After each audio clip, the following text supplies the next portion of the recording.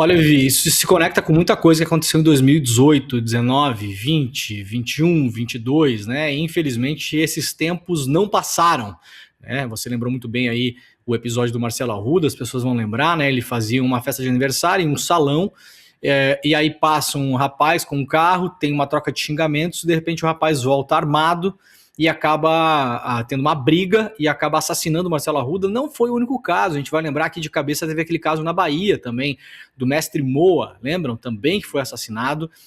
Nesse bojo todo dessas disputas eleitorais, políticas, dessa tal da polarização, como chama a mídia, né? Mas curioso que é uma polarização onde pessoas apenas de um lado morrem, né? O Bolsonaro perde a eleição e a gente viu uma certa normalidade depois, principalmente com o julgamento do golpe de Estado do 8 de janeiro. Mas agora parece que as coisas voltaram ao seu pior. A gente viu a imprensa aí durante muito tempo tentando normalizar novamente, né? Cometendo o mesmo erro de 2018. Vamos lembrar que o senhor Jair Bolsonaro foi para a mesa do Jornal Nacional e levou o famigerado kit gay. Lembram dessa história? Que nunca existiu, né? Um fascículo que era usado em algumas escolas para ensinar os adolescentes aí em relação ao que seria, no fim das contas, tentar fazer uma prevenção, que é dever das escolas para abusos sexuais, gravidez na adolescência, doenças sexualmente transmissíveis. O Bolsonaro leva isso para a bancada do Jornal Nacional, para milhões de pessoas, e não foi contradito na época, afirmando que havia uma espécie de kit distribuído nas escolas, veja só, para ensinar as crianças a se tornarem gays. A gente falando isso, eu fico imaginando as pessoas no futuro pegando esses vídeos aqui, desses anos em que a gente vive, né?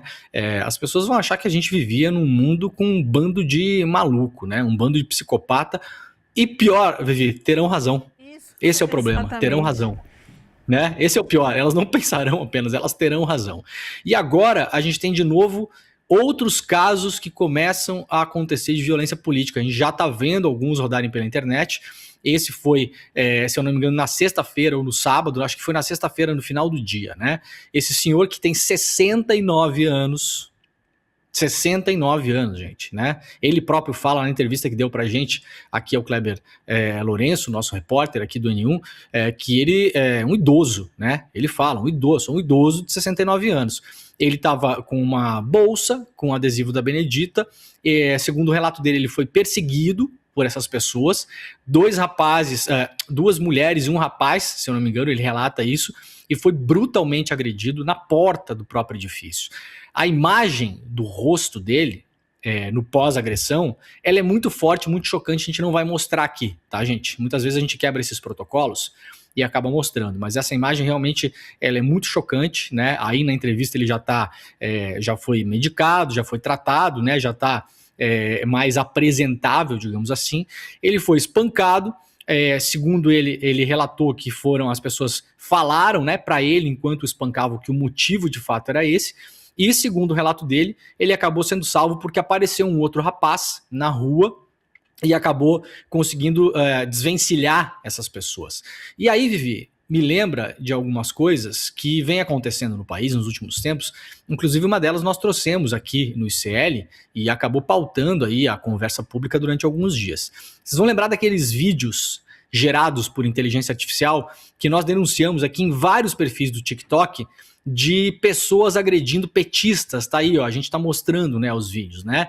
Geralmente são vídeos produzidos dentro de igrejas, né? Isso aí é tudo inteligência artificial, tá, gente? Vídeos produzidos dentro de igreja, de pessoas que são colocadas ali como pastores e estão sempre espancando e agredindo mulheres. Veja, né, Vivi? Não é por acaso, né? Mulheres sempre com a camiseta do PT. Olha aí, esse é um dos mais chocantes, né? E a mulher está ali simulando um voto numa urna eletrônica. E esse pastor com camisa do Brasil, não por acaso a camisa do Brasil com o número 22, que é o número do PL, né? Também conhecido como Partido dos Ladrões, porque é o partido que mais tem prefeitos presos por corrupção no país nesse momento, né? E aí esses pseudo-pastores espancando essas mulheres. Isso tudo produzido com inteligência artificial, publicado no TikTok em perfis com milhões de seguidores. E aí nós fizemos duas coisas na época que nós trouxemos, aí faz mais ou menos um mês, essas denúncias, né? A primeira que nós falamos claramente é que essas plataformas, elas cada vez mais limitam você poder postar algum tipo de conteúdo identificado como conteúdo político, né?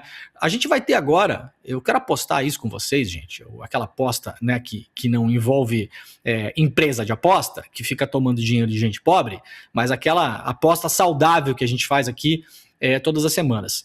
Eu tenho certeza que a gente vai fazer, a partir de hoje, as peças de marketing do lançamento do nosso documentário do Orçamento Secreto, que aliás está espetacular, né? É um orçamento de jornalismo investigativo de fato. A gente conseguiu enviar a Alice Maciel, a Manu e a Elo para 3 cidades diferentes para investigar os investimentos, entre aspas, feitos com esse dinheiro do orçamento secreto. As reportagens estão espetaculares, né? E o documentário tem a apresentação do Lula Costa Pinto, nosso colega aqui também. Então a gente, a partir de agora, Vivi, vai começar a divulgar isso. A gente, como faz no ICL sempre, né? Faz os cortes das reportagens, faz vídeos dos nossos apresentadores, produz peças de marketing para publicar nas redes sociais, para avisar as pessoas que a gente vai fazer a exibição do documentário, da investigação. Infelizmente, a gente está na mão de meia dúzia de empresas ditas de tecnologia, que eu costumo chamar de empresas de propaganda, né? Que são basicamente hoje aí 2, né, grandes, né, o Google e a Meta, né? O Google é dono do Instagram, é dono do Facebook, é dono do WhatsApp. Vejam o poder que tem essa gente, né? E eles controlam os fluxos de informação no mundo todo. Lá atrás, Vivi, quando a gente viu o surgimento da internet, e fala que alguém que usa a internet desde o surgimento da internet comercial no Brasil, 1997, né, 96, 97, lá no começo dos anos 2000, com o surgimento principalmente dos blogs, a gente tinha toda uma literatura, né, que dava conta da nova aldeia global, os grandes autores da época, né, principalmente os autores franceses, davam conta de que a gente viveria um momento de descentralização da informação, de que a informação seria democratizada, de que a imprensa de fato perderia o poder, porque a imprensa sempre esteve na mão de poucas famílias no mundo todo. E isso, no primeiro momento, César, aconteceu de fato. A gente ficou muito empolgado com isso. Eu era um dos caras mais empolgados que tinha com essa história. Tanto é que aquilo mudou, inclusive, a minha carreira, a minha relação com o jornalismo. Comecei a imaginar que poderia ter um futuro como jornalista, que não necessariamente ia sair da universidade e trabalhar naquela meia dúzia de veículos que o Brasil tinha. Acontece que depois a gente viu a internet virar um imenso shopping center, uma imensa rede de postos de conveniência, que hoje a internet se limita a 4, 5 aplicativos. Quem está nos assistindo sabe disso. Quantos aplicativos você usa por dia, você abre no seu celular? Talvez um aplicativo de banco, uma instituição financeira, né? E os demais aplicativos, o que são, Vivi? Redes sociais. Isso. Essas redes sociais controlam o fluxo de informação no mundo todo. E a gente tem uma dificuldade imensa de postar os conteúdos do ICL.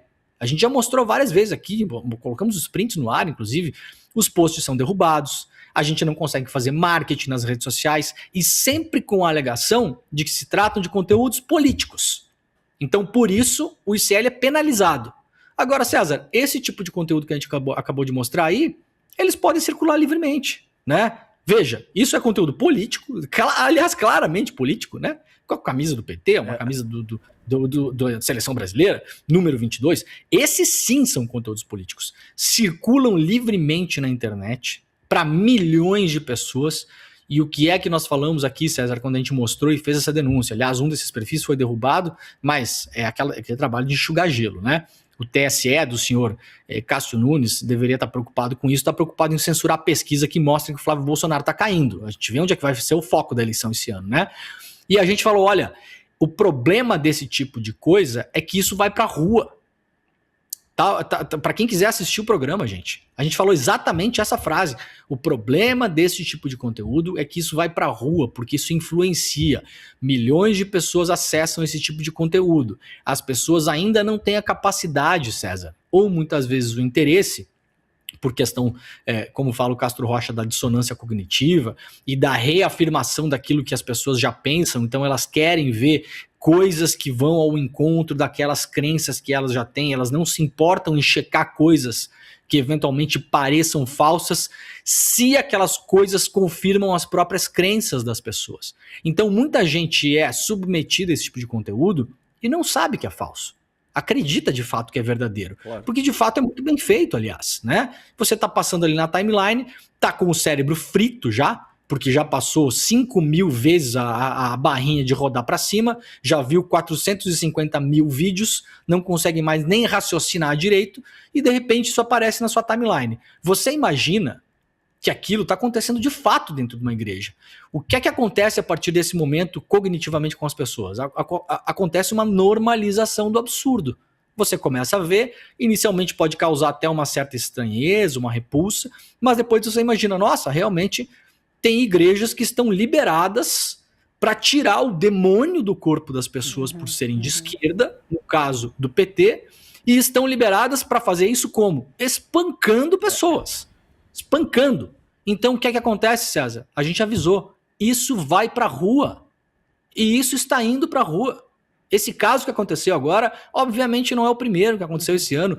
Muitas vezes acontecem casos que a gente fica sabendo que as pessoas têm vergonha de denunciar, porque tem aquela questão do machismo também. Se é um homem, ele apanha, então ele não quer aparecer num vídeo mostrando que ele apanhou de outras pessoas, principalmente nesse caso, que foram 2 mulheres e um homem que espancaram esse senhor, esse idoso, 69 anos. Então, não é o primeiro caso. Não será, infelizmente, o último caso. A gente tem que fazer um trabalho aqui, Vivi, de denunciar, de mostrar isso. E, assim, pelo menos na superfície, na medida em que a gente conseguir alcançar as pessoas e mostrar para as pessoas, mostrar que essa polarização é uma polarização onde só um lado é assassinado numa festa de aniversário, onde só um lado é assassinado num bar na Bahia, como aconteceu com o mestre Moa, onde só um lado é espancado na rua, e colocar o dedo na ferida dessa imprensa que tende sempre a normalizar o absurdo nessa falsa isenção, como se vende a imprensa, nessa falsa neutralidade. Então, se apresentam 2 candidatos, né, o Gandhi e o Mussolini Júnior, não, eles terão o mesmo espaço, eles poderão responder as mesmas perguntas. A gente não pode ser mais duro com um do que com o outro, senão vão dizer, mas pro Gandhi você não perguntou se ele tem instintos assassinos. É claro que não, porque o Mussolini Júnior tem instintos assassinos. Eu não vou perguntar para alguém que não tem esses instintos de falar que vai fuzilar a petralhada, que deveria ter morrido 30 mil pessoas na ditadura, de que se matou foi pouco, de que quilombola não presta para nada a não ser para procriar. Eu não vou fazer perguntas que enfrentem essas questões para um monge que tem a sua vida limpa e que nunca falou esse tipo de absurdo. Eu vou fazer essas perguntas para quem prega esse tipo de absurdo. Isso muito pouco foi feito em 2018 na eleição. E aí com o Flávio Bolsonaro, César, para te passar, no começo, aliás, antes do áudio do Intercept, que deu uma mudada nesse jogo, né? Tava se tentando colocar ali, inclusive na Globo News, foi falado por um comentarista lá que existia uma espécie de bolsonarismo moderado. Foi esse o termo usado. É como se existisse o fascismo moderado, o nazismo moderado, né? O white power moderado, a Ku Klux Klan moderada, o integralismo moderado. Então, a gente viu esse caminho começar a ser trilhado. Por sorte, isso agora está no momento que está até uma certa vergonha de se defender o Flávio Bolsonaro e colocar ele como alguém normal. Mas a gente tem que ser muito vigilante esse ano, porque esse tipo de coisa vai voltar a acontecer e é nosso papel aqui também fazer um pouco do senso crítico em relação a isso. Irretocável, tua fala. E veja, a questão é que a gente também precisa legislar no sentido de não permitir que grupos políticos instrumentalizem o ódio como plataforma. Porque se você permite isso, e a gente vem permitindo enquanto sociedade, misoginia, racismo, o cara abriu a boca para utilizar arroba para falar de seres humanos, tá caçado, você tá fora do debate público, você tá fora da vida pública. O candidato disse que ele gostaria que o Brasil, solo brasileiro, fosse bombardeado por uma nação estrangeira, você tá fora. Você tá fora, a gente não vai tolerar isso sob a falsa premissa de liberdade de expressão. Por quê? Porque você está incitando a morte dos seus compatriotas. E isso não pode ser tolerado. Então tem toda essa dimensão que a tua fala traz, Demori, na qual a gente precisa avançar muito enquanto sociedade. A gente não pode permitir que quem quer que seja utilize o fundamentalismo do ódio como plataforma para fazer política. Primeiro porque é extremamente eficaz. Isso gera uma aderência que aí precisaria entrar na seara da psicanálise e outras coisas que a gente não vai fazer agora aqui. Mas é um fato que ódio gera engajamento. Briga, treta, gera engajamento, como nada mais. E aí, se você permite que um sujeito como Flávio Bolsonaro, como Jair Bolsonaro, como os bolsonaristas em geral, mas como Nicolas Ferreira também, utilize misoginia, racismo, homofobia, muitas vezes, inclusive, gente, com o verniz do dogma religioso, porque aí eu posso falar o que eu quiser, sob pena de acusar alguém de estar incorrendo em intolerância religiosa. Bom, não é o caso. Então, enquanto sociedade, para te passar, Vi, a gente precisa legislar, a gente precisa desenvolver sistemas e métodos e mecanismos que sejam capazes de punir quem quer que incorra nesse tipo de abordagem. Ah, muito bem, você quer lacrar, né? Por quê? Porque você já percebeu que esse negócio ajuda a angariar capital político. Isso aí ajuda a ganhar seguidor, ajuda a avançar posições de políticos rasos e cretinos que nunca contribuíram com nada no debate público, nunca publicaram nada e de repente se vê com 20, 30, 40 milhões de seguidores em rede social. Por quê? Porque está livre para adotar o ódio como plataforma política. Isso tem que ser coibido, Viviane. A gente não pode mais, como sociedade, tolerar esse tipo de estratégia. Exatamente. Então, assim, também é uma questão para a qual a gente tem que olhar com muito cuidado, considerando o futuro do próprio país. Até porque no caso desse senhor que a gente trouxe agora, nem de fato ele teve uma justiça, né? Ele teve que ir 3 vezes no IML para conseguir. Então, né? Então isso é muito sério. E a gente vai olhar para isso aqui. E lembro, sim, quando a gente trouxe esses vídeos, a gente cantou essa bola, o Demore falou muito sobre isso, que a gente ia começar a ver esses casos de violência, estamos vendo agora.